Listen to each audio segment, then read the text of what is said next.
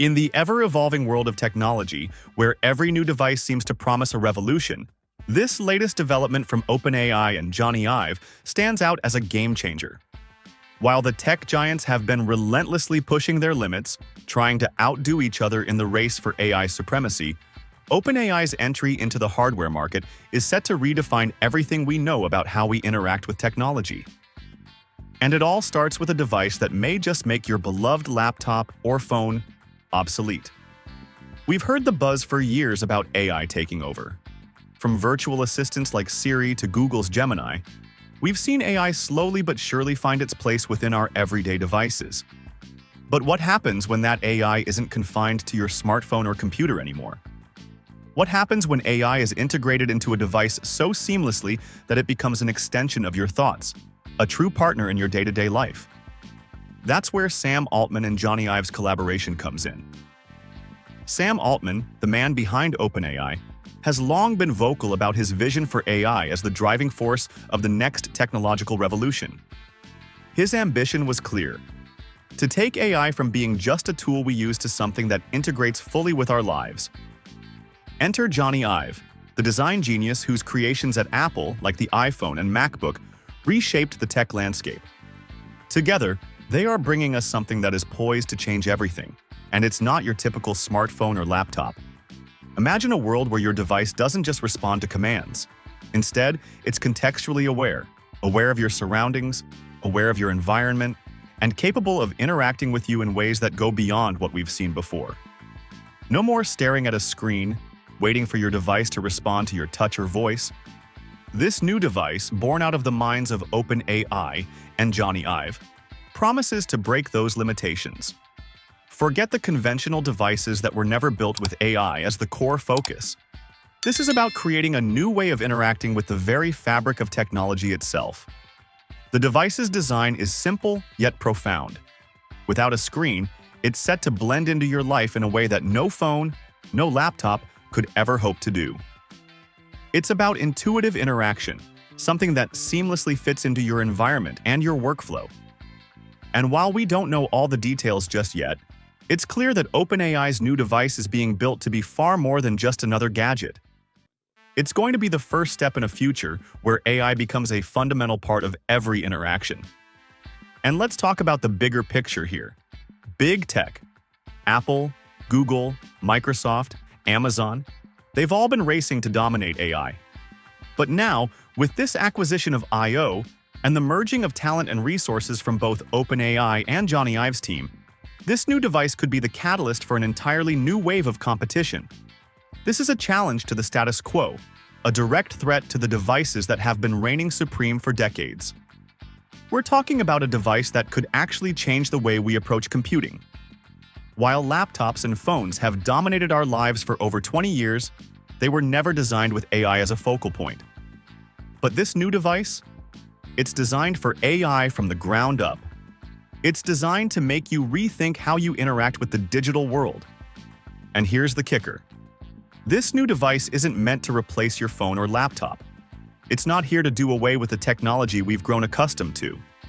Instead, it's designed to work in harmony with those devices, enhancing our interactions with them, making everything feel more natural, more intuitive.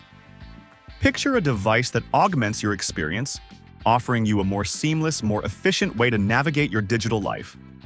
As the details about the device continue to unfold, one thing is clear. Sam Altman and Johnny Ive are on the brink of something monumental. This is a glimpse into the future, a look at what AI-powered devices will look like when they no longer exist as mere tools, but as partners in our daily lives. So, how will this change the way we think about technology? Will this device signal the end of the age of laptops and smartphones, or will it create an entirely new category of AI-powered devices? As OpenAI and Johnny Ive prepare to release this groundbreaking technology, the tech world is on the edge of its seat. And if you thought the last few years of innovation were impressive, you haven't seen anything yet. Stay tuned, because the future of technology just got a whole lot more exciting. It's Johnny Ives, the man behind the creation of the iPhone, teaming up with Sam Altman of OpenAI this week in what could be a potential threat to the big tech companies that are searching for AI supremacy, with Apple, Microsoft, Google, and Amazon all investing internally and externally to achieve those goals. We've seen from Sam Altman and OpenAI before. Last year, before Google I/O, they also released another product. And so this is just really their same playbook, but they really up the ante this year because they announced this acquisition on the second day of Google I/O this week. The company that they acquired is called I/O. So when you go on X, someone noted that if you typed in I/O, it's not Google I/O that comes up, it's this acquisition. But I think with the larger picture for I think Sam Altman and OpenAI is, they're getting into a space that they could really disrupt the rest of big tech, because if you own the device, if you own the actual entry point into the AI systems that we're using more and more, there is no reason for you to go and use Gemini or use Siri, another phone, and to take this very beloved figure in consumer product tech design. OpenAI is on the brink of revolutionizing the way we interact with AI. While most of the tech world is focused on software, OpenAI is stepping into the hardware arena, and they've teamed up with Johnny Ive to do it. So, what's the big deal? How will OpenAI's new device change everything we know about AI and technology? I think we have the opportunity here to kind of completely reimagine what it means to use a computer.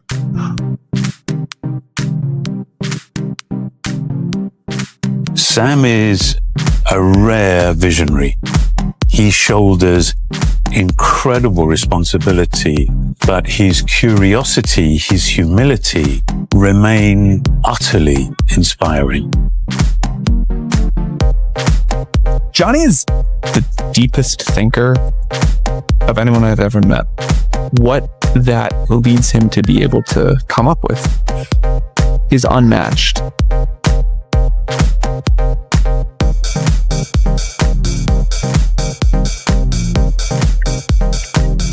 I moved to America drawn by the exhilarating optimism of San Francisco and Silicon Valley. We are sitting at the beginning of what I believe will be the greatest technological revolution of our lifetimes. I have a growing sense that everything I have learned over the last 30 years has led me to this place and to this moment.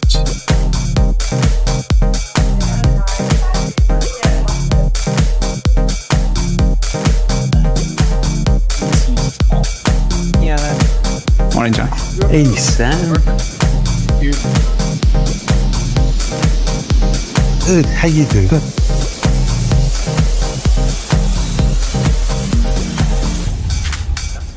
So what is this announcement we're talking about?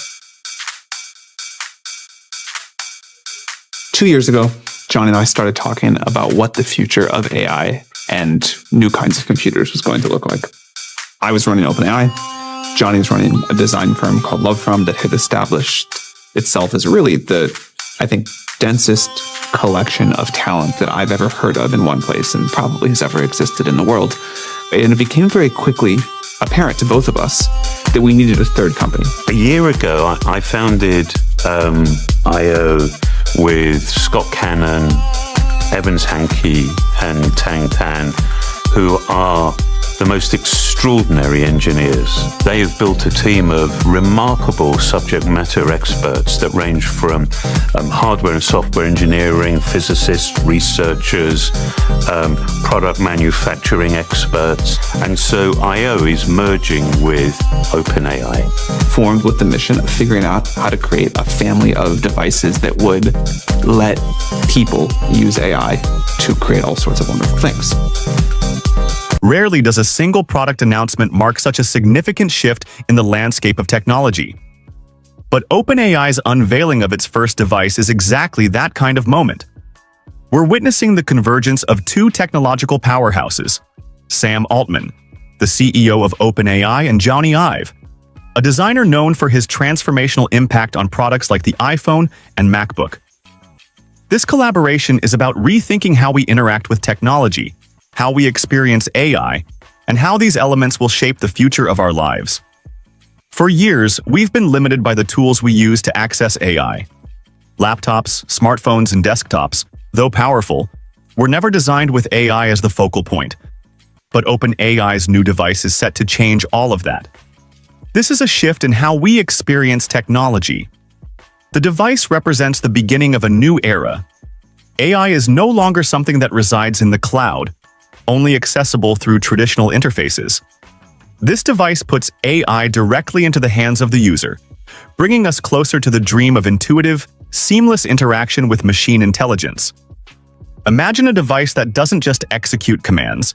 It becomes a tool that works with you in real time to create, explore, and innovate. The first one we've been working on, I think, has just completely captured our imagination. Johnny called one day and said, "This is the best work our team has ever done." I mean, Johnny did the iPhone. Johnny did the MacBook Pro. I mean, these are like the defining ways people use technology. It's hard to beat those things. Those are really wonderful. Johnny recently gave me one of the prototypes of the device for the first time to take home, and I've been able to live with it. And I think it is the coolest piece of technology that the world will have ever seen. The products that we're using to deliver and connect us to unimaginable technology, they're decades old. Yeah. And so it's just common sense to at least think, surely there's something beyond these legacy products. We have like magic intelligence in the cloud. If I wanted to ask ChatGPT something right now about something we had talked about earlier, think about what would happen. I would reach down, I would get on my laptop, I'd open it up, I'd launch a web browser, I'd start typing, I'd have to explain that thing, and I would hit enter and I would wait and I would get a response. And that is at the limit of what the current tool of a laptop can do. But I think this technology deserves something much better. So how did it all begin? So my son Charlie was the first person in the family to use ChatGPT, and he said, "You've got to meet Sam." I met Johnny's family relatively quickly after meeting Johnny, and they were sort of just it was an impossibly lovely family. And I was just thinking what a privilege it is to really connect with somebody new, and it hasn't happened to me in a long time. And the reason I think that it happened is we had both a very strong shared vision. We maybe didn't know exactly where we were going to go, but the direction of the force vector felt clear. And then this deeply shared sense of values about what technology should be, when technology's been really good, when it's gone wrong. I mean, that was in a way one of the basis, I think, for one of the reasons Sam and I clicked was, despite our wonderfully different journeys to this point, our motivations and values are completely the same. In my experience, if you're trying to have a sense of where you are going to end up, you shouldn't look at the technology. You should look at the people who are making the decisions. And you should look at what drives, motivates, and look at values. Sam Altman has always been vocal about his belief that AI will be the driving force behind the next era of technological advancement. But what makes this announcement truly noteworthy is not just the vision, but the responsibility that comes with it. Altman is looking at it as a way to solve real-world challenges. This aligns perfectly with Jony Ive's design philosophy, which has always been about more than aesthetics. Johnny's genius lies in making technology feel human, making it intuitive, and ensuring that it doesn't just function but elevates the human experience. Their collaboration is creating a device that truly serves its users. This is what makes this project so fascinating. We're not just talking about a new piece of technology, we're talking about a new approach to design, one that's driven by a profound understanding of human needs and the potential of AI. The device, in essence, is a bridge between our current limitations and the possibilities of the future. AI, up until now, has felt distant and somewhat abstract. We interact with it through a screen, but it remains something that exists outside of ourselves, something that we connect to rather than something that works with us. This new device changes that. By placing AI directly into the hands of the user, OpenAI and Johnny Ive are making this technology feel more accessible, more intuitive, and more integrated into our lives. San Francisco has been like a mythical place in American history, and maybe in world history in some sense. It is the city that I most associate with the sort of leading edge of culture and technology. This city has enabled and been the place of the creation of so much. The fact that all of those things happen in the Bay Area and not anywhere else on this gigantic planet we live on, I think is really not an accident. There's a lot of like weird, quirky details about geography that I think matter, that the way the city is set up. You know, I mean, the absurd hills, why you would choose to actually put so much energy into building on this topography is insane. I think there's something about San Francisco. You don't get to pick and choose freedom. Either you have you let creative freedom be expressed in all of its weirdness, or you don't. I feel I owe this city such an enormous debt of gratitude. I want this to be democratized. I want everybody to have it. I don't want it to be the tiny percentage of the population that figures out how to use bad tools and is really smart. I want anybody to say, hey, I have this idea, make it happen. The responsibility that Sam bears is honestly beyond my comprehension. I have a sense of some of it. But I see him, and I have seen him over the last 2 years shoulder that responsibility. I mean, late into the night. But what really struck me is what he's worrying about is not himself, and it's not his company. What I see you worrying about are other people, or about customers, about society, about culture. And to me, that tells me everything I want to know about someone. You talk to people who use our latest model and say this is like genius level in every field, and you just have to put in the work to pull it all together. But if you have a hard problem, you can have this team of geniuses in all of their different disciplines, and they report, I'm 2 or 3 times more productive as a scientist than I was before. I'm 2 or 3 times faster to find a cure for cancer than I was before, because I have this incredible external brain. That just didn't exist 6 months ago. I think this will be one of these moments of just an absolute embarrassment of riches of what people go create for collective society. I am absolutely certain that we are literally on the brink of a new generation of technology that can make us our better selves.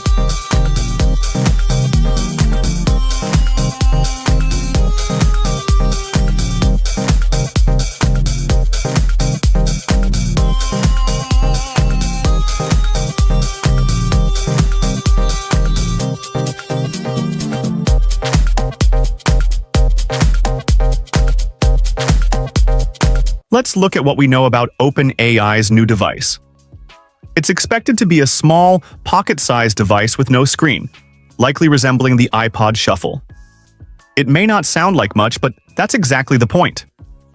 In a world filled with screens, this device is designed to be something different. It won't be your typical smartphone or wearable. Instead, it will be contextually aware, using built-in cameras and microphones to understand its surroundings and learn from them. This kind of aware technology has the potential to change everything. This device could be the start of a new category of products, something that combines AI, voice commands, and seamless integration with our existing tech ecosystem. What's particularly exciting is that it won't replace your smartphone or computer. Rather, it will work in harmony with them, helping you interact with your other devices in a more natural and fluid way.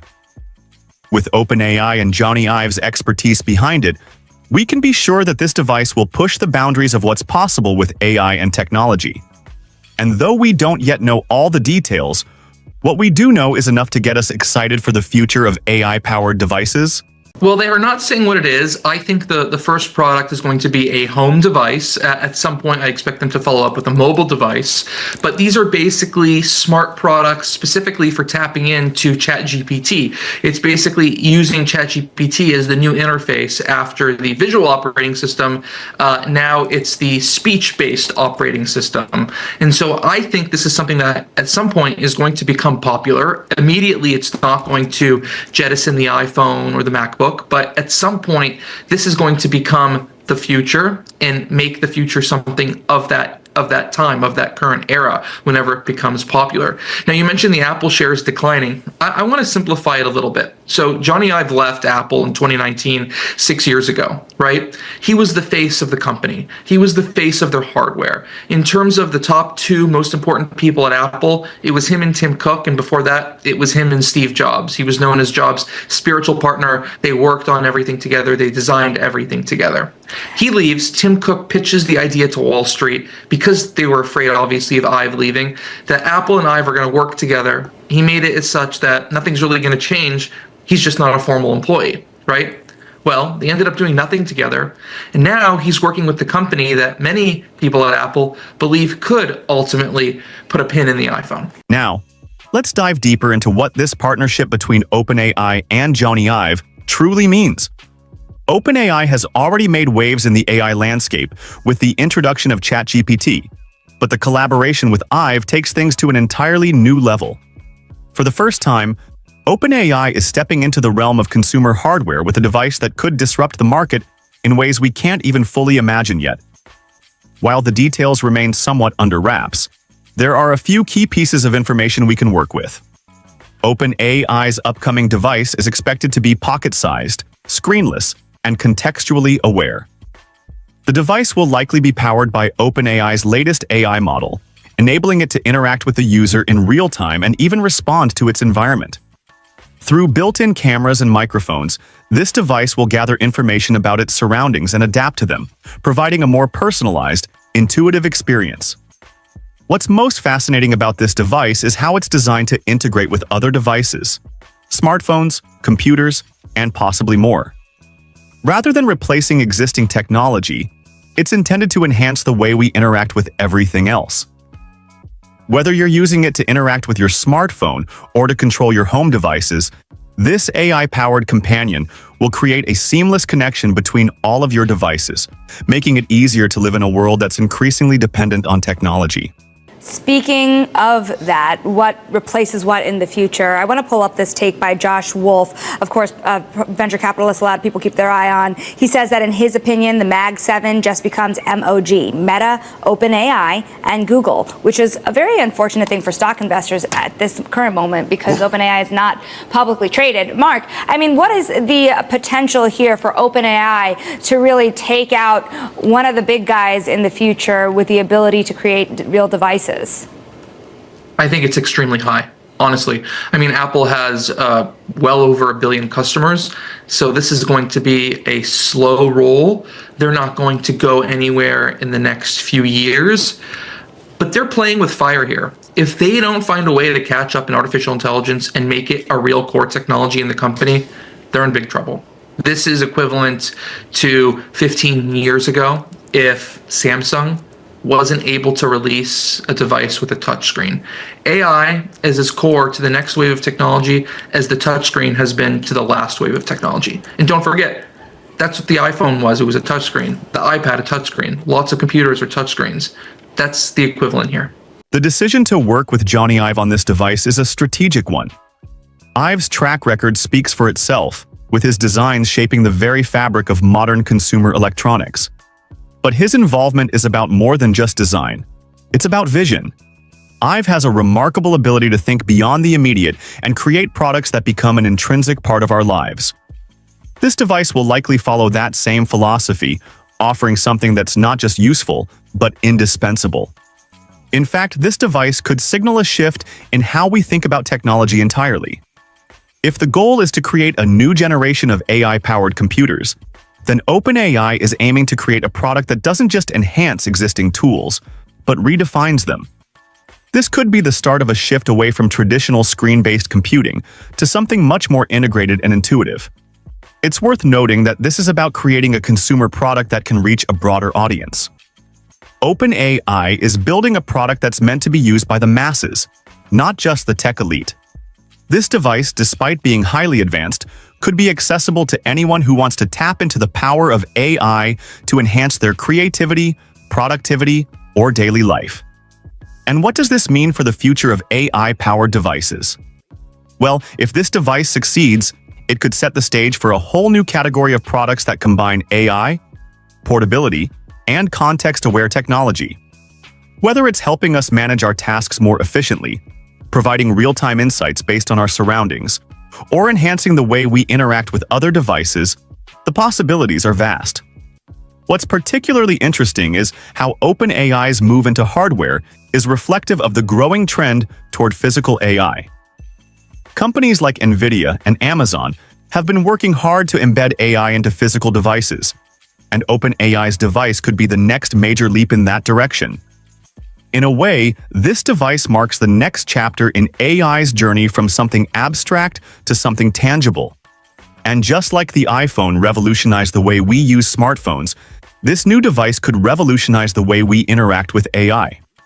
If it lives up to the lofty expectations set by Altman and Ive, we could be looking at a device that's not just the next big thing, it could be the beginning of a new era. How are you thinking about the impact this could have on OpenAI, on these other tech companies? I mean, what a move, and it's a move we've seen from Sam Altman and OpenAI before. Last year, before Google I/O, they also released another product. And so this is just really their same playbook, but they really upped the ante this year because they announced this acquisition on the second day of Google I/O this week. The company that they acquired is called I/O. So when you go on X, someone noted that if you typed in I/O, it's not Google I/O that comes up, it's this acquisition. And I think with the larger picture for I think Sam Altman and OpenAI is, they're getting into a space that they could really disrupt the rest of big tech, because if you own the device, if you own the actual entry point into the AI systems that we're using more and more, there is no reason for you to go and use Gemini or use Siri, another phone, and to take this very beloved figure in consumer product tech design, Johnny Ive, under their belt. I mean, he's not joining; most of the team is, but that is a huge stake in the ground. And I think to Sam Altman's kind of strategy here, I think he wants to be able to disrupt in a way that Google can't, because they're so much bigger at this point. It also makes me wonder, when last night when I was thinking about talking about this, I was thinking of asking you about the competition between OpenAI and Gemini, Google's LLM, but now I'm thinking about how Apple plays into this, given that stock's under pressure after the president's tariff tease this morning on Truth Social. How much does this actually put a risk into the room for Apple with phone dominance? I actually think that's a great point. And we know that Apple has been under fire this year, has been under pressure because their AI hasn't delivered. Well, if your phones are going to go up in price, if it's going to disrupt your manufacturing supply chain, and you're falling behind on the most important software of the day, of the future, that I actually think it's a brilliant question. And they've got Johnny Ive now. We don't know what this device is going to look like, obviously. But yes, now they're really going to be behind on this if they can't get their iPhones to deliver on the AI promise that they've been talking about, for the last 2+ years. So I love that you were thinking about this last night. I think that it's a great connection point. And as we know, Apple, like NVIDIA, it used to be one of those stocks when earnings came around, you never wanted to bet against. Yeah. But more and more, I mean, they still have performed, fairly well, but more and more, you're seeing the concerns start to creep in, and it's because the software is becoming this AI software is becoming more important to their strategy into the future. And something else that our steward here, executive producer John Hyland, flagged to me this morning: Humane selling to HPE for like $200 million, and that turned out to not necessarily be successful. We also know Johnny Ive, he had that AI gadget that was sort of like that pin that was going to be on your chest that didn't necessarily take off as well. So is there a chance that Sam Altman isn't betting on the perfect person for the job? I mean, I think, it's sort of like the Ryan Reynolds. I mean, it's not exactly, but when you have somebody who is as well known as Johnny Ive, when you have somebody that can give you a boost in an area that, OpenAI is still software, in an area that they currently don't have product in, I think it's going to grab a lot of attention for a really, really long time. You're going to get the curiosity, people who are just waiting now for the product announcement. It's going to hang over every single tech company for the next couple of quarters and years, depending on how long it'll take for them to actually release something. As we look to the future, it's clear that this device represents more than just another piece of hardware. It's a symbol of where technology is headed.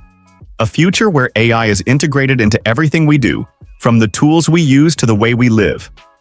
OpenAI is setting the stage for a world where AI becomes a natural extension of ourselves, and this device is the first step toward that future. With AI becoming more tangible and integrated into our lives, it's clear that OpenAI is playing a pivotal role in shaping what's next. And as this device nears its release in 2026, we'll be watching closely to see how it changes the way we think about technology. OpenAI has now agreed to buy Johnny Ive's AI startup. It's called IO. We believe that as you birth this new era of AI, there's going to be new platforms and new substrates, the way people experience it. Big deal because it is OpenAI's biggest deal, biggest acquisition, $6.5 billion. But it's OpenAI which is the leader in AI development. Oh my God, this is probably the biggest story. The first thing I said when this broke yesterday, I was just like, wow. I could not believe this was happening. OpenAI just bought Johnny Ive's AI hardware startup for $6.4 billion. That's right, the Johnny Ive. The guy who helped design the iPhone, the iMac, the iPad, the look and feel of almost everything Apple is known for. Now he's teaming up with Sam Altman to build a new kind of device, one that's powered by AI, built from the ground up, and designed to change the way we interact with technology. And if that doesn't sound like a threat to Apple, I don't know what does. Personally, I think this might be the first real attempt to move past the smartphone. Not just to make a better phone, but to make something totally different. Something that could replace it. And Apple knows it. Their stock dropped when this news hit. People are paying attention. So in this video, I want to break down what OpenAI just did, what this new device might actually be, and why this could be the start of a whole new tech war, one that Apple might not win. Johnny recently gave me one of the prototypes of the device for the first time to take home, and I've been able to live with it. And I think it is the coolest piece of technology that the world will have ever seen. The products that we're using to deliver and connect us to unimaginable technology, they're decades old. Yeah. And so it's just common sense to at least think, surely there's something beyond these legacy products. We have like magic intelligence in the cloud. If I wanted to ask ChatGPT something right now about something we had talked about earlier, think about what would happen. I would like reach down, I would get on my laptop, I'd open it up, I'd launch a web browser, I'd start typing, I'd have to like explain that thing, and I would hit enter and I would wait and I would get a response. And that is at the limit of what the current tool of a laptop can do. But I think this technology deserves something much better. However, there's also been this like growing schism of thought around what's happening at Apple. This idea that the design forward, innovative hardware products has gone since Johnny Ive left the company. And now Johnny Ive is here. We just saw that video of him with Sam Altman. He and Sam Altman are saying, we've created this amazing new product that is going to kind of wean you off the iPhone. It's going to be focused on AI, all the stuff that we talk about Apple kind of missing out on. Johnny Ive is now bringing that as a potential rival over there. And at the same time, we've seen Apple kind of stumble out of the gate to get innovative products out. The Vision Pro has not exactly been the breakout product that Apple and so many other people probably hoped it would be. And then, of course, this year, that big artificial intelligence miss when they failed to deliver on that Siri upgrade. At the same time, we're seeing OpenAI, they're putting enormous pressure on themselves, guys. So they say, whatever this mystery project is, they're saying what it's not. It's not a phone. It's not glasses. It's not something you wear, like that Humane pin that was a flop. This is going to be something else. And if they don't really knock our socks off here, this is going to look like a $6.5 billion blunder. At the same time, if they do knock our socks off, watch out, Apple. Could it be socks? It could be socks. Johnny Ive's basically been running this group or this agency or this firm called Love From. Let's call it a design agency or design firm. And with him at that group are many former Apple designers. And those people will be a part of this OpenAI initiative. We note in the Bloomberg story reported by Mark Gurman and Shireen Ghaffari that the model here is that there will be some independence. It will kind of be a standalone independent unit of OpenAI where Johnny Ive has independence. But to go back to the root of your original question, when Johnny Ive left Apple in 2019, the reporting and the suggestion from Apple CEO Tim Cook was that they would sort of continue to collaborate. So even though Johnny Ive was not an employee of Apple, he'd almost be like a consultant. Remember, this is the guy that Steve Jobs once kind of like labeled his spiritual partner. You know, that's how closely aligned Johnny Ive was to the history of Apple. But, you know, the OpenAI side of this fascinates me because like this is a company that bites off a lot. Is it more than it can chew? Well, this is a big news story. Yeah, but isn't that what tech and innovation and disruption is all about, right? I mean, AI. Hey, in the story, though, Ed, it says OpenAI is going to create a product at a level of quality that, quote, has never happened before in consumer hardware. That's coming from Sam Altman. What might an AI-powered device be out of this duo or this collaboration? Well, so there's 2 points here. You're getting at, is this going to be something very fancy and very expensive? I think they clearly are like orienting this towards the high end of whatever device or wearables market there is. The form factor, we're told it is a range of devices. Is this a smartphone? Is it a wearable? Right. Don't know. The cautionary tale is like in the modern era, AI devices outside of the smartphone format. You probably talked about at one time the Humane AI pin, which was like a very chunky brooch with a camera on it, and that project did not go well at all.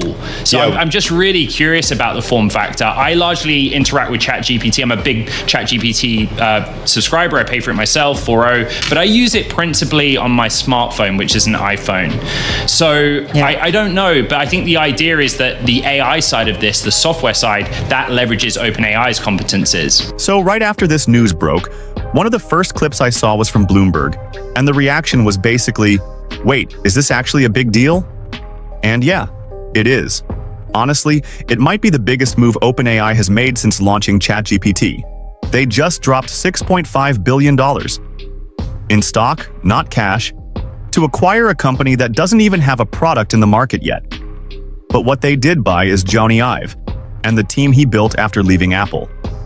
And if you're wondering why that matters, you have to remember, this is the guy who helped Steve Jobs create the iPhone, the iPod, the iMac, the Apple Watch, everything.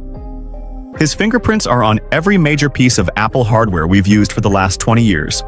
And now he's not just working with OpenAI, he's leading the creative vision for all of it. That's massive. What's even more interesting is that this isn't just about a single product. In their announcement, they made it clear. They're not building a phone, they're not making glasses, and it's not going to be another pin or smart speaker. They said it's something completely new, something designed from the ground up for AI. And they made that statement in a video that honestly felt more like a short film than a press release. Technology, it's hard to beat those things. Those are really wonderful. Johnny recently gave me one of the prototypes of the device for the first time to take home, and I've been able to live with it. And I think it is the coolest piece of technology that the world will have ever seen. The products that we're using to deliver and connect us to unimaginable technology, they're decades old. Yeah. And so it's just common sense to at least think, surely there's something beyond these legacy products. We have like magic intelligence in the cloud. If I wanted to ask ChatGPT something right now about something we had talked about earlier, think about what would happen. I would like reach down, I would get on my laptop, I'd open it up, I'd launch a web browser, I'd start typing, and I'd have to like explain that thing. And I would hit enter and I would wait and I would get a response. And that is at the limit of what the current tool of a laptop can do. But I think this technology deserves something much better. So how did it all begin? So my son Charlie was the first person in the family to use ChatGPT, and he said, "You've got to meet Sam." I met Johnny's family relatively quickly after meeting Johnny, and they were sort of just like, it was an impossibly lovely family. And I was just thinking what a privilege it is to really connect with somebody new, and it hasn't happened to me in a long time. And the reason I think that it happened is we had both a very strong shared vision. We maybe didn't know exactly where we were going to go, but like the direction of the force vector felt clear. and then this like deeply shared sense of values about what technology should be, when technology's been really good, when it's gone wrong. I mean, that was in a way one of the basis, I think, for one of the reasons Sam and I clicked was, despite our wonderfully different journeys to this point, our motivations and values are completely the same. In my experience, if you're trying to have a sense of where you are going to end up,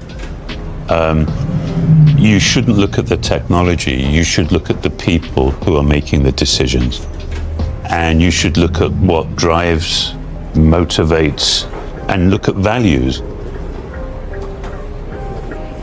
San Francisco has been like a mythical place in American history, and maybe in world history in some sense. It is the city that I most associate with the sort of leading edge of culture and technology. This city has enabled and been the place of the creation of so much. The fact that all of those things happen in the Bay Area and not anywhere else on this gigantic planet we live on, I think is really not an accident. There's a lot of like weird, quirky details about geography that I think matter, that the way the city is set up. You know, I mean, the absurd hills, why you would choose to actually put so much energy into building on this topography is insane. I think there's something about San Francisco, you don't get to pick and choose freedom. Either you have, like, you let creative freedom be expressed in all of its weirdness, or you don't. I feel I owe this city such an enormous debt of gratitude. I want this to be democratized. I want everybody to have it. I don't want it to be the tiny percentage of the population that figures out how to use bad tools and is really smart. I want anybody to say, hey, I have this idea, make it happen. The responsibility that Sam bears is honestly beyond my comprehension. I have a sense of some of it. But I see him, and I have seen him over the last 2 years, shoulder that responsibility, I mean, late into the night. But what really struck me is what he's worrying about is not himself, and it's not his company. What I see you worrying about are other people, are about customers, about society, about culture. And to me, that tells me everything I want to know about someone. You talk to people who use our latest model and say this is like genius level in every field, and you just have to put in the work to like pull it all together. But if you have a hard problem, you can have this like team of geniuses in all of their different disciplines, and they report, I'm 2 or 3 times more productive as a scientist than I was before. I'm 2 or 3 times faster to find a cure for cancer than I was before, because I have this incredible external brain. That just didn't exist 6 months ago. I think this will be one of these moments of just an absolute embarrassment of riches of what people go create for collective society. I am absolutely certain that we are literally on the brink of a new generation of technology that can make us our better selves. There's something different about the way this was presented. You can already feel Jony Ive's influence, not just in the look of the video, but in the tone of it. Calm, precise, human. It didn't feel corporate, it felt personal. Like they're not just building a device, but rethinking the entire relationship we have with our technology. And that's what really caught my attention. Because for years, the big question in AI has been, how do we interact with it? Most of us still use AI the same way we use a search engine. We type, we get results. Even with voice tools, we're still going through apps and screens. Jony Ive and Sam Altman are trying to change that. They're trying to create a physical form, maybe even a whole category of devices, where AI is just there. Always available, easy, intuitive. They didn't reveal what the product is yet, and yeah, it could totally flop. There's real risk here. But if they get this right, it could change everything. The way we use AI, the way we design tech, even the way we think about devices like the iPhone. And I think Apple knows that. Because right when this announcement dropped, Apple's stock took a hit. And it wasn't small.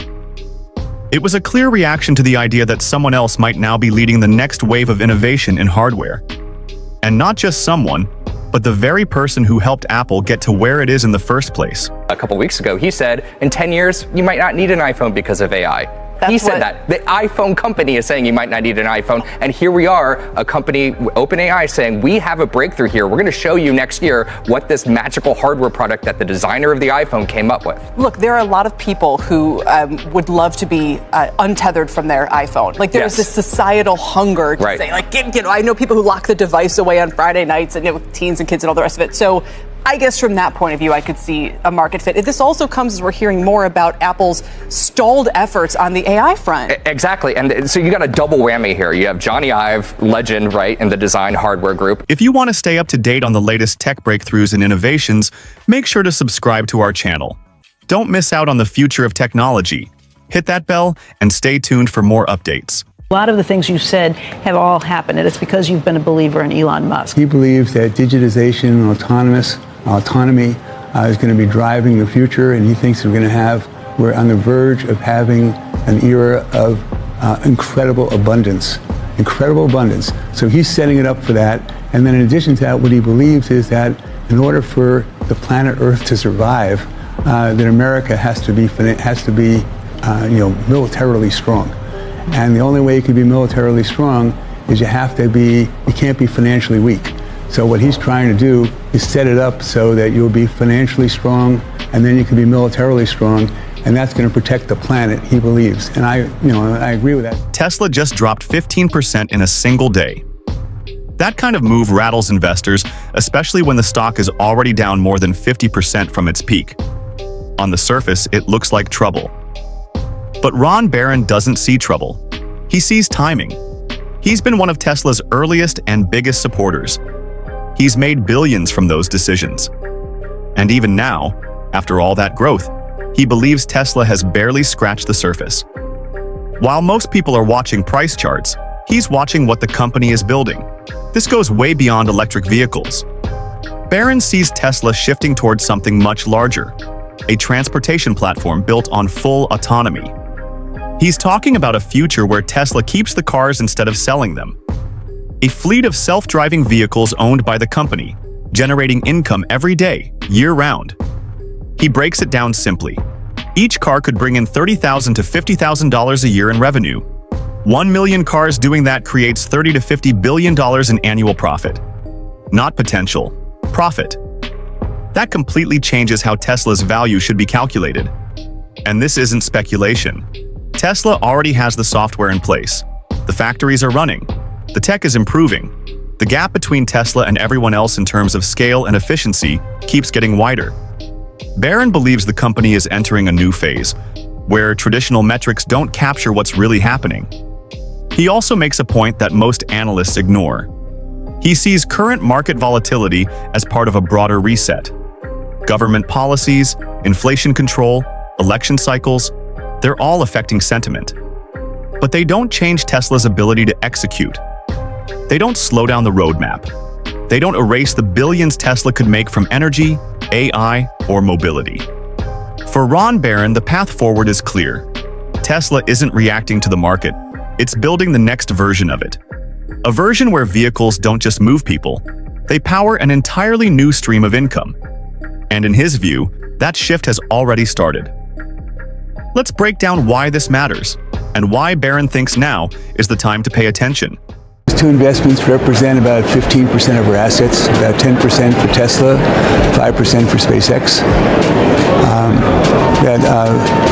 I watched this with puzzlement, everything that's happening, but I think that one element that is going to be important for Elon is that he will be able to, he understands where there's unusual spending that's much greater than it should be, and how that can be corrected. Pretty easy, actually. You have a lot of cost-plus contracts, so that can be changed to the way contracts work for SpaceX, where they take the risk instead of the government. So cost-plus contracts are anathema to operating. I'm sorry, what was that? What's the word? They're a bad thing. Cost-plus contracts don't work very well for the person who's contracting. is that you agree to do services for the government. They give you a price, and then you go out there and find a lot of subcontractors to do this work for you. The subcontractors, the longer they take and the more they cost, the better it is for you, because you're getting 12% off the top as pure profit. Just as a prime contractor, you want things to cost more. So, for example, the government was sending a program. They want to send people back and forth to the ISS, International Space Station. So they give 2 contracts, I guess about 10 years ago. One to Boeing for $4.3 billion. A year later to SpaceX for $2.1 billion. And SpaceX has since been back and forth 40 times. Boeing got there once and they couldn't get their guys back. Right. So we had to go rescue them. And that contract now has cost $18 billion. It's going to cost $98 billion or $88 billion. It's supposed to cost 11. And therefore, they benefit by something taking longer and costing more. SpaceX, if something goes wrong on a Friday afternoon, at 4:30, people don't go home until it's fixed. The other places, 4:30, let's get out of here. And they don't care because it's the government's money, not theirs. You got to launch regularly in your sites regularly, like a lot of times every day. And if you have to go get permits every time you launch, airplanes don't have to get permits every time they launch, every time they take off. If you have to do that, that really slows you down. You can't do it. So basically, there has to be change in regulations also. So there have to be more reasonable regulations than are in place right now, and you have to have different, this cost-plus contract stuff has to go. I think that he had similar views to mine. I don't feel like I'm a Democrat anymore, but he had similar views to mine, and for a long time. But I think that the Democratic Party has been taken over by unions, teachers unions, UAW. I mean, one of the things that was really interesting is that they had an EV summit at the White House. Everyone's been talking about this a year or two ago, and in that period, they had the leading people for electric cars were invited to the White House to meet with President Biden. And Musk was invited initially and then disinvited. And the person who was praised for leading the way and in the conversion was Mary Barra. I love Mary Barra, but Mary Barra in that quarter did 29 cars, 29 electric cars. We did 300,000. And she was the one who was invited, and she was the one who was praised as the leader in this conversion from gasoline cars to electric cars. So that's because the UAW said, I don't want Elon Musk in the White House. And so it's a lot of these interested parties that say that, no, it doesn't work for me to have someone who's non-union. The reason UAW has been unsuccessful unionizing Tesla's plants is because the people in Tesla's plants are becoming wealthy because they're shareholders in Tesla stock. Same thing for SpaceX. So you can't unionize people if they're doing great where they are. Last year there were 5.8 million people. 5.8 million people applied for jobs at Tesla and SpaceX for 30,000 jobs. 5.8 million people for 30,000 jobs. Tesla might have 150,000 people and SpaceX probably 15,000, but they had 5.8 million. They get the best people. To get the best people who do the best, and how do you take people like that and make them into a union where they're just taking something off the top and it's a job that's not that interesting? A lot of policies that they have I don't agree with.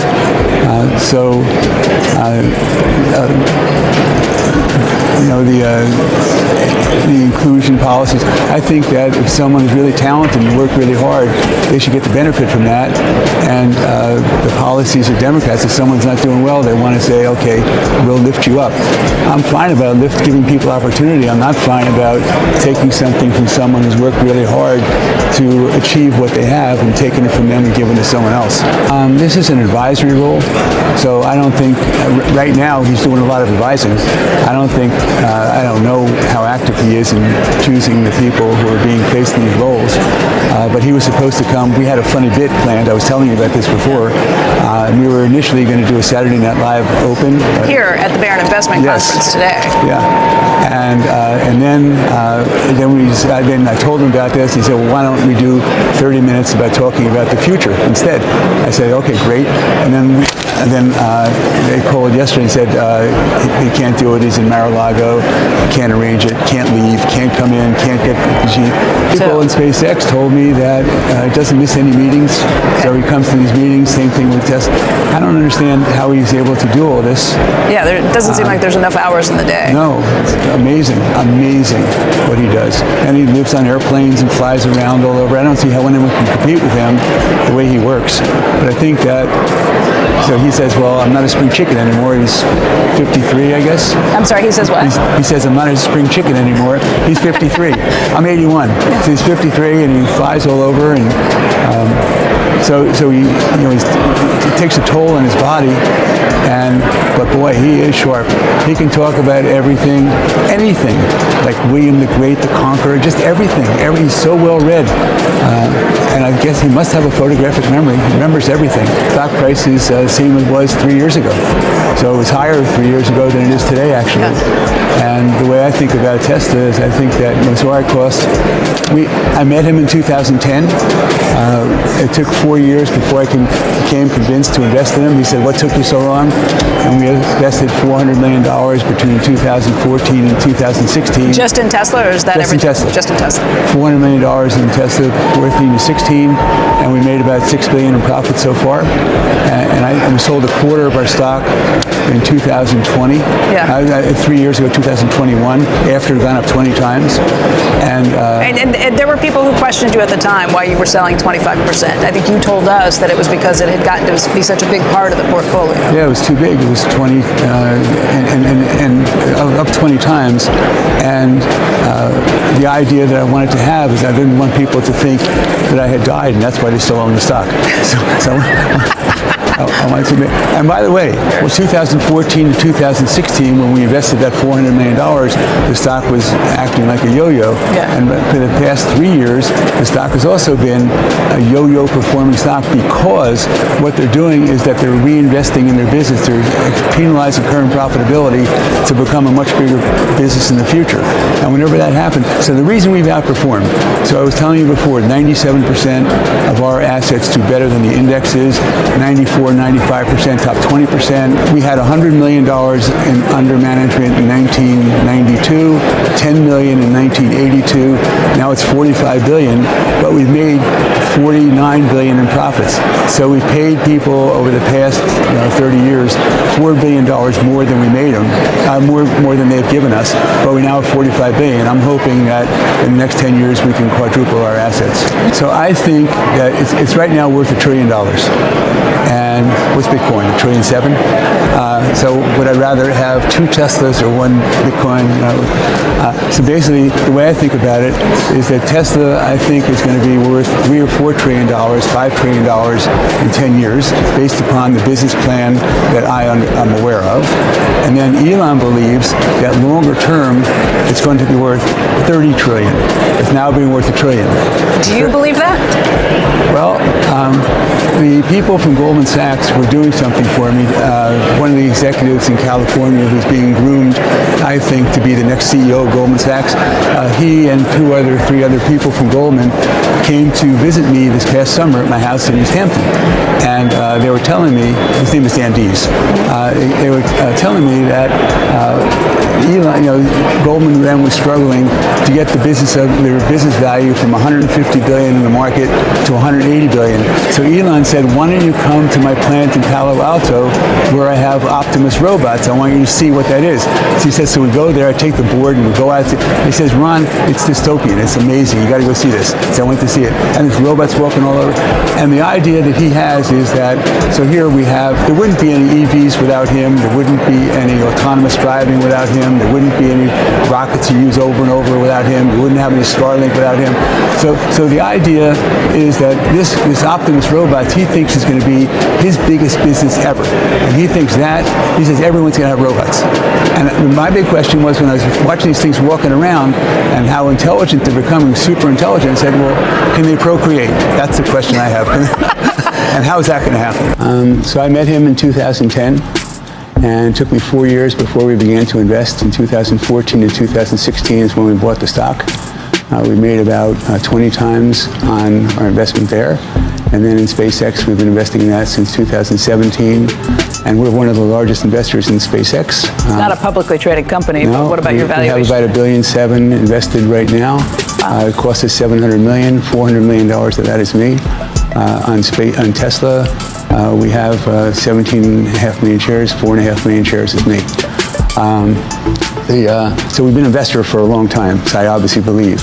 And initially when we invested, it was making me crazy when I was seeing some of the things that he was doing, as much as I admired him.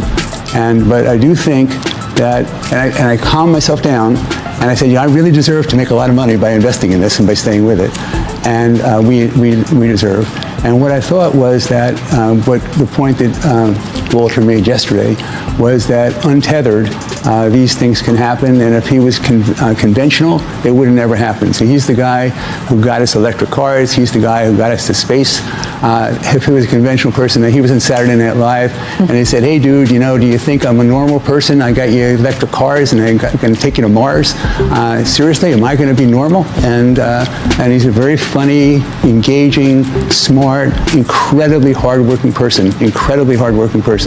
And I remember, so one story, when I went to a dinner in East Hampton about 2-3 weeks ago, when David Rubenstein was interviewing Walter, and they sat me at the table with Walter right next to the stage, and then David interviewed him, and then they mentioned me 3 or 4 times in that, and then afterwards he said, Ron, the guy knows more than anyone else here about him. Why don't you say something? And I said, I can't say something. This is your show, and I'm not part of that.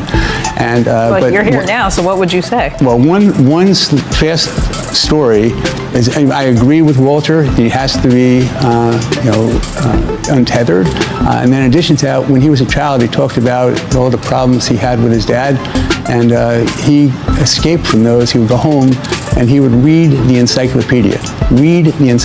That was his nickname from his mom, Encyclopedia.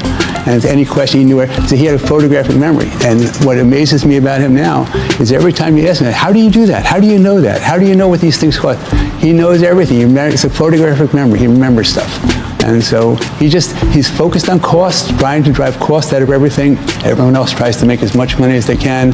He's focused on his mission, long term, which is to make planet habitable, and then also to something bad happens, to be able to keep humanity alive.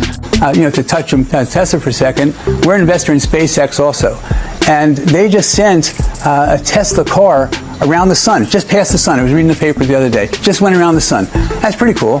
So there's all these things that are happening in the world that are, they're providing growth. I mean, Elon Musk was talking about how they want to set off nuclear weapons and nuclear bombs in Mars to create an atmosphere. So,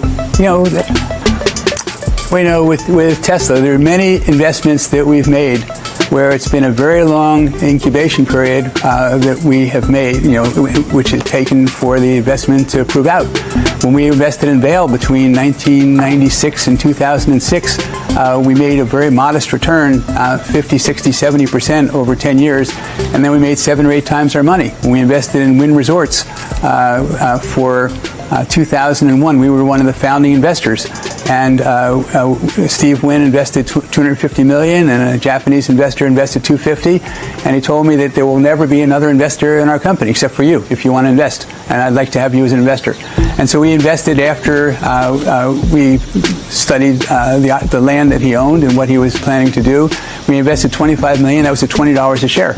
And then when he ultimately went public, he couldn't get 12 people to sit in a room with him, and he went public at $15 or $16 a share or $13 a share, and we invested another $25 million. No, maybe we invested $50 million at 20, and then 20, and then when it came public at 13, invested $7 or $8 million, 7 or 8 million shares, and ultimately the stock went to 150. And so it was down after we invested. It was down 2 or 3 years later, and then people would say, I don't want to invest because it's not going to be a casino for 5 or 6 or 7 years. We invested during that period. We invest all the time when businesses are growing. When Tesla's case, when we invested in 2014, the revenues were less than $3 billion a year, $2.7 billion. This year, the revenues are going to be about $27 billion. So the company has grown 10 times in revenues since the beginning. Then they were sort of struggling and producing cars. And next year, I think they're going to do $35 or $40 billion in revenues. And I think in 2 more years, they're going to do $100 billion. That's because we haven't sold any stock, that's because the shares in Tesla got us. So we talked about investing at $220 or $218. They went up to $380, and now it's back to $220, $225 with some self-inflicted wounds. Elon thinks we're going to make 30 times in Tesla. I think we're going to make, from where it was $1.1 trillion, I was thinking we would make 4 times over the next 10 years. I think we're going to make more than that now from these prices. Tesla's stock has been tumbling, but that's not the full story. While everyone focuses on the short-term volatility, Ron Barron sees a golden opportunity that others are missing. Tesla is building an empire on the future of autonomous driving, and this is a game changer. With robo-taxis on the horizon and a business model set to revolutionize transportation, Tesla's plan is about to redefine the market. So what's really happening behind the scenes? And why is this move set to crush the competition and transform the industry forever? Tesla is coming off its worst trading day since 2020, falling 15% in yesterday's session. That stock is down now more than 50% from its all-time high that was reached in December. Still, if you're looking for the last year, it's up 25%, so it has been a pretty volatile stock. Joining us right now is longtime Tesla bull Ron Barron. He is Barron Capital's chairman and CEO. He's been, again, a longtime investor, not just in Tesla, but in many other Elon Musk companies. And Ron, thanks for coming in today. Thanks for inviting me. Let me ask you very quickly right now how you're feeling about the overall markets. You're a value investor. When stocks prices come down, sometimes value investors get pretty excited. How do you feel about things? Well, it makes people very unsettled right now, all the things that are happening so quickly. I think they're intentional. I think that the government, you had Musk, incredibly consequential person, advising the president. And I think that all the things they say that make the market go up or down, you shouldn't think that those are by miscommunication or error. They're all intentional. Not intentional to drive the stock market down, to get to a different place for the economy. Well, everything. Yeah. I think they might even be intentional to try to slow down the economy, get rid of inflation. First-term president, the first thing you do is try to do things that are going to be unattractive to your constituents. If you're running for election, but you do it now, get it out of the way, and then a year and a half from now, then things will look better. A year from now, things will look better. But stock prices, I've been saying for a little while now, I can't believe how cheap they are. Those are the things that we look at. So you're on a buying spree right now? I didn't say I was in a buying spree. I just said I can't believe how cheap things. I own a lot of things. I'm a long-term investor. It's interesting. I listened to your analyst this morning on television, and you were talking to him about Tesla. Gene Munster. Gene Munster. Mm-hmm. And you were asking him, great shirts he has all the time, I guess, but you were asking him about, what he thought about Tesla. And he said, well, for a 4-week horizon? Yeah. A 4-week horizon. So that was his mindset, a 4-week horizon. And then, I think he did say for a 4-week you could see some volatility, but longer term he was a fan. Tesla is undeniably in a volatile spot in the stock market. A 15% drop in just a single day would make any investor nervous. And with the stock now over 50% off its all-time high, many are questioning the future of the company. But for Ron Barron, a longtime investor and staunch Tesla supporter, these price swings aren't an indication of underlying failure. Instead, they represent an opportunity. Barron's perspective on Tesla is built on a long-term vision, one where temporary fluctuations are just noise in the broader picture. Tesla's market value, in his eyes, doesn't fully reflect the potential locked within the company. While others might see risk in the market's reaction to current events, Barron sees opportunity in Tesla's ability to continue shaping multiple industries. From electric vehicles to energy, and even AI-driven innovations, Tesla is defining them. For investors like Barron, the company's future is clear. As technology advances, so too will Tesla's role as a key player in reshaping the future of mobility, sustainability, and artificial intelligence. This stock price drop is nothing more than a reflection of external forces rather than a fundamental issue within Tesla itself. Barron firmly believes that once the dust settles on current market volatility, the real value of Tesla will shine through. The company has too much going for it in terms of innovation and market positioning to be sidelined by short-term market turbulence. If you're following Elon's moves and how government policies impact the markets, you need Seeking Alpha. It's my go-to for expert stock analysis to help you stay ahead. Check the link in the description for a special offer. Our channel may earn a commission.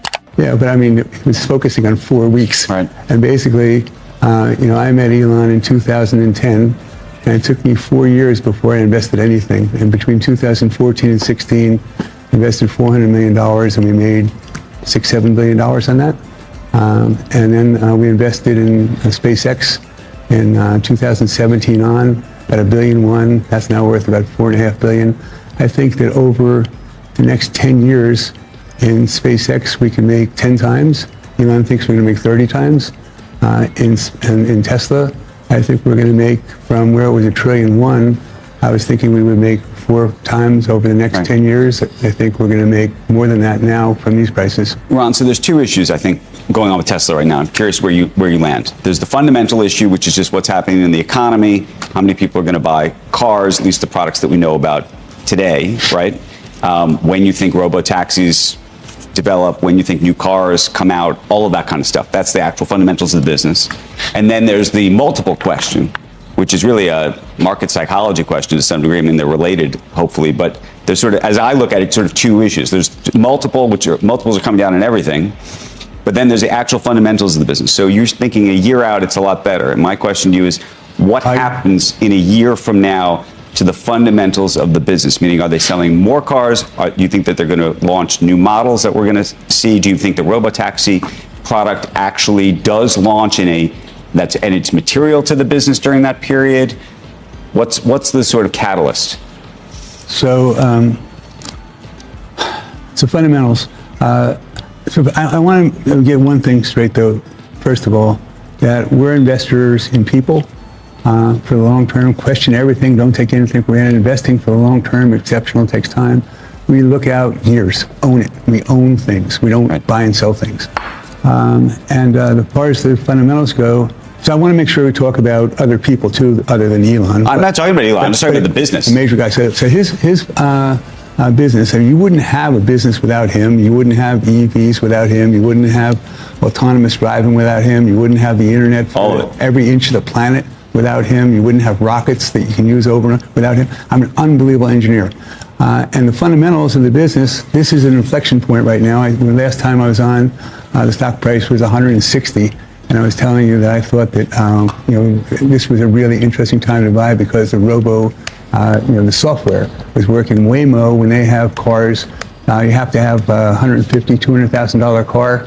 Our car is $35,000 car, and it's software. It's software and cameras, and so it's going to drive just like a person, and probably better, way better than a person. Each new series of introductions is dramatically better than the last one.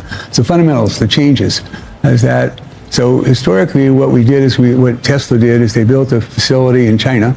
They bought this junky place that was bankrupted by Toyota and General Motors in California, and all the union workers were fired. Hear that, Joe Biden? All the union workers were fired, and then every single one lost their jobs. And then we take over this plant, and they go look at it for the first time after he buys this thing for a distressed price. They spent $1 billion on it. It cost us $20 or $30 million to buy it. And then they go to see it, and Elon says, yeah, let's go look at this place we bought. And it's a huge facility, 5 million square feet. And they can't get into it. They finally get inside, and they go with one of his friends from college as a director, and they open the door, and they look inside, and it's dark and dismal, and it's drugs and prostitution, and it's crazy stuff inside of that place. And they look around, and it's incredibly dark, and Elon's looking around, and he says, well, what we're going to do is we take off the roof here, we're going to make it all white, and we have the production line running there. And so they learn how to build it. And it was making 400,000 or 500,000 cars a year, 600,000 cars. Then they go out and they build a facility in Shanghai. And it cost them $7 billion to build it for 1 million cars. And that factory was making $15,000 in profit a car, investing $7 billion, making $15 billion a year. And then price cut after price cut after price cut. Chinese are incredible competitors. I don't understand how American car companies will survive, except for Tesla. And so I'm going too long. But Ron, let me just ask. But anyway, the fundamentals are changing. Instead of making $5,000 or $6,000 or $7,000 a car, you go into robo-cars, and every time they have 1 million cars that they make, that they keep, that are $30,000 a piece that last 1 million miles, those cars are going to generate 50,000 revenue miles a year. So before the model was they're making $7,000 in profit a car, $6,000 in profit a car, 1.8 million cars. Now all of a sudden you're keeping the cars and making them robo-taxis.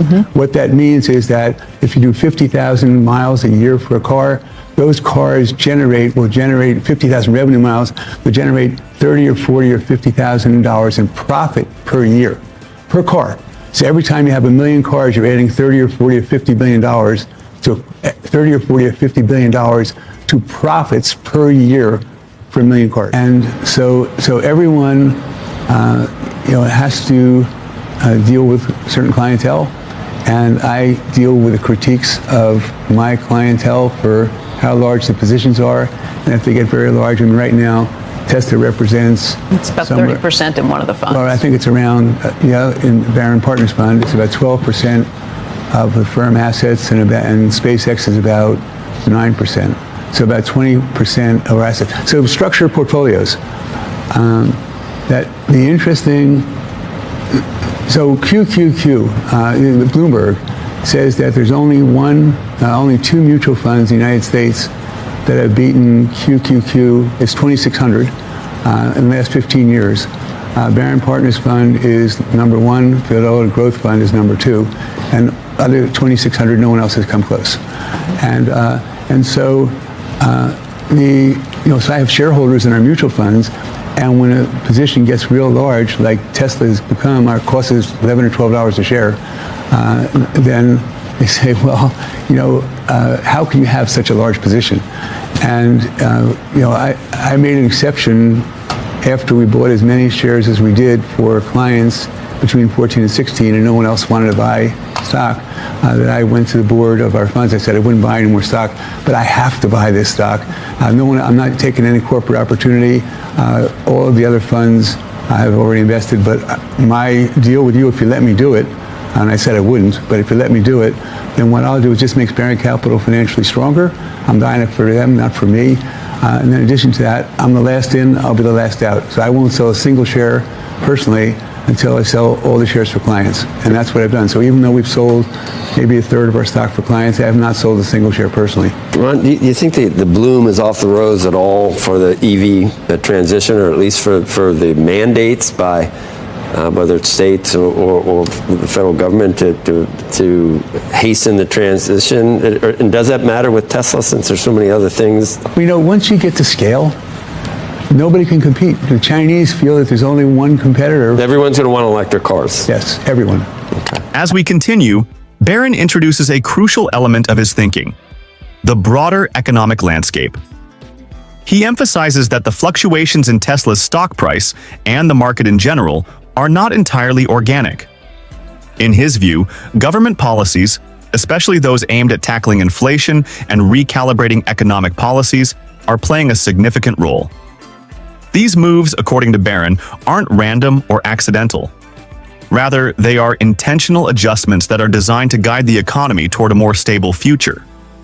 For Barron, this context helps explain why Tesla's stock has taken such a hit. While others may see it as a sign of trouble, Barron views it through a different lens. Instead of focusing on the immediate effects of inflation and policy changes, he's looking at the long-term trajectory. The reality is that Tesla's innovation, led by Elon Musk, is moving forward at full speed, and the market will eventually catch up with the company's true value. This is where Barron's long-term strategy comes into play. He's not concerned with the ups and downs of the stock price in the short run. What he sees is a company at the forefront of a transformative wave, and in his mind, the next few years will define Tesla's role in the global economy. Whether it's AI, autonomous driving, or the development of sustainable technologies, Tesla is positioned to dominate these spaces. Barron sees the current market dip as an opportunity to double down on Tesla's future, not as a sign to sell. The real game changer, Barron argues, lies in Tesla's business model and Elon Musk's far-reaching vision.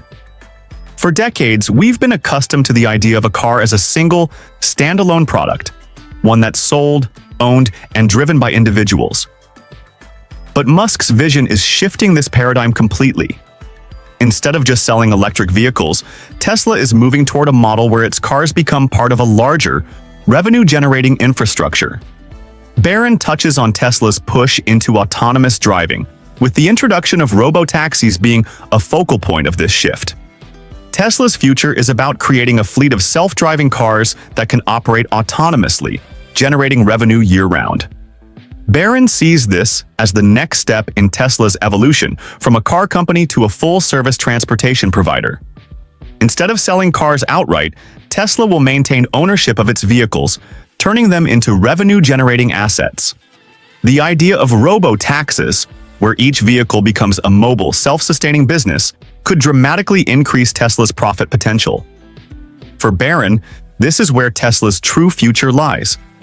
These robo-taxis will not only provide transportation services to the public, but will also generate significant income for Tesla. He can't do it. He's in Mar-a-Lago. Can't arrange it. Can't leave. Can't come in. Can't get the people in SpaceX told me that he doesn't miss any meetings. So he comes to these meetings. Same thing with Tesla. I don't understand how he's able to do all this. It's amazing what he does. But I think SpaceX is going to be. I think we're going to make 20 times in SpaceX over the next 15 years. I think we're going to make a quadruple in the next 6 or 7. Can it be too big? Sure. So I'm always watching, but I do think that we're going to get a lot more money to manage, so therefore it's going to get diluted down by the new money coming in. Always thinking about how large the position should be. Yes. So I know Joe's not a big believer in electric cars because he likes his Porsche. But I think all the cars are going to be electric, and I think this hybrid is just a sort of a holding off action so the automobile companies don't have to lose money on the electric cars. But the electric cars, I think, is going to be all the cars 10, 15 years from now.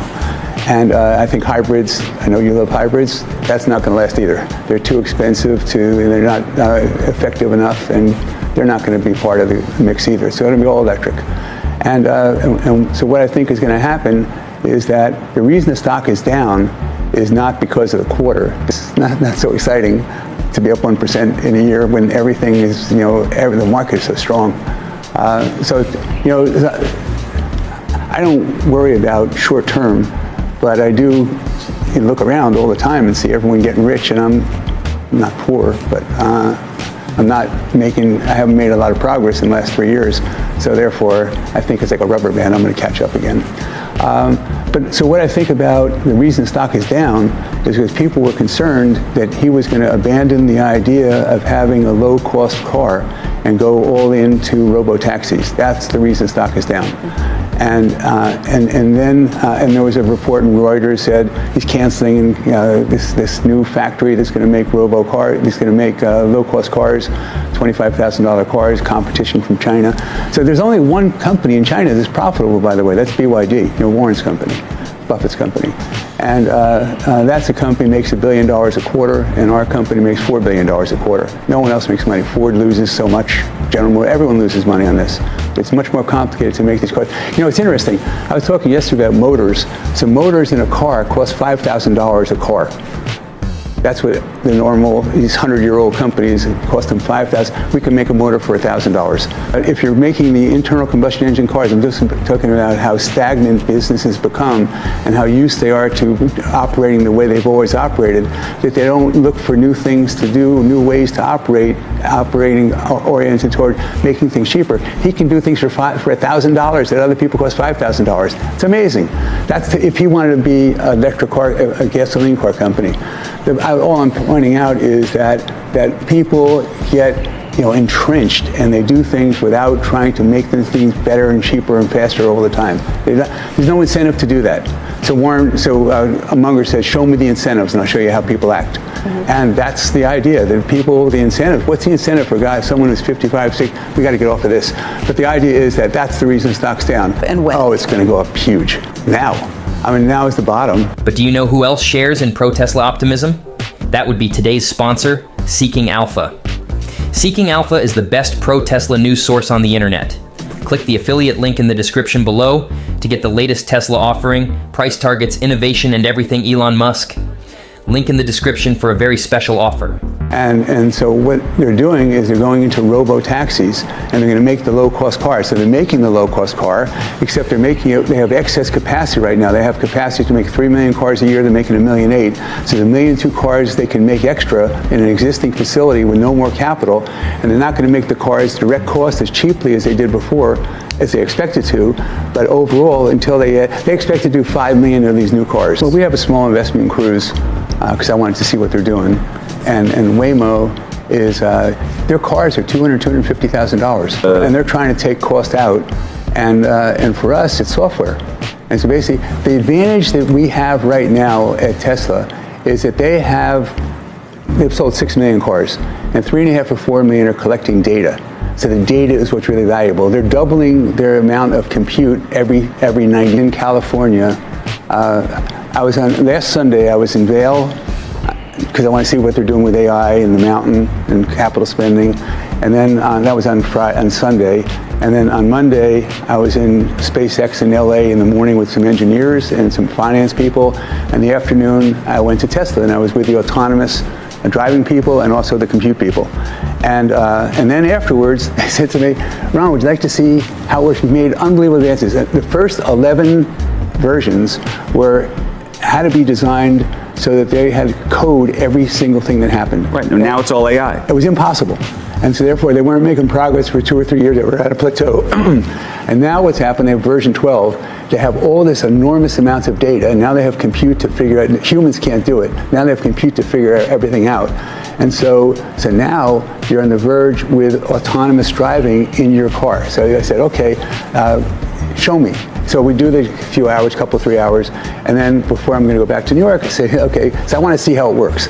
So we go into a parking lot, and we get into the car, and I have an analyst with me, and then they had the compute person, and they had an investor person, and so we're sitting in the car, and so where do you want to go? I said, I want to see Steve Jobs' house. And say, okay, so they punch in the address, and we get into the car drives around by itself. Didn't do it, all we did is punch it in. Drive around the parking lot, goes to the road, there's traffic going both ways, it looks both ways, looking for an entry to get in, gets an entry, pulls in, makes a left-hand turn, drives right behind cars in front of us, there's a stop sign, first car stops, goes, second car stops, goes, we pull up the stop sign, car looks both directions, makes a right-hand turn, just drives. And then all of a sudden there's a pedestrian crossing the street. The car stops to let the pedestrian cross the street. The pedestrian, I don't know if I was being set up on this, but the pedestrian waves, and then the car starts going again. Then it pulls up, then it makes a left-hand turn, and then goes in front of Steve Jobs' house. It's a nice house. It was just a house, though. I was expecting a house, but it was a house. And so stopped in front of Steve Jobs' house. Then he has that house, and he doesn't, his wife does, the house next door. Then they had looks like 3/4 of an acre for sale next door for $15 million. They didn't go back. It drove all by itself. So what's going to happen is that I thought the idea had been that you're going to sell a lot of cars. So as a result of that, once they have those cars out there, you'll sell autonomous driving.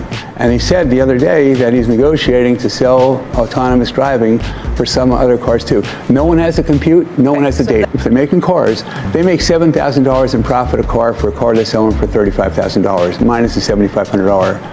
I want to just make a comment about two comments about, number one, how it's the safest car that's ever been built in the world. The safest car ever built in the world. And about a week ago, or 2 weeks ago, or 3 weeks ago, there was a man who took his wife and 2 children, 2 daughters, and drove it off a cliff 250 feet above the ground. And at 71 miles an hour, he was trying to commit suicide and murder at the same time.